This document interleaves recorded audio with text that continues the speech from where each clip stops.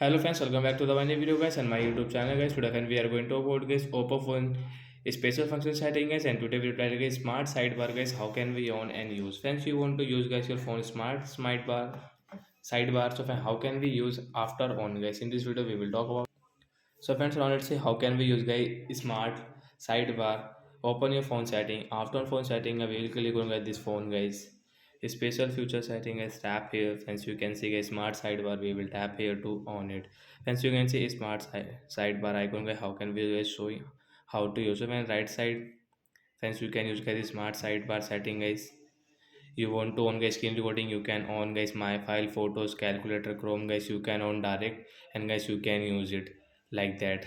So like that guys, you can on guys your phone smart sidebar setting guys, and you can use it in your oppo phone device. The right side guys, we will do like that.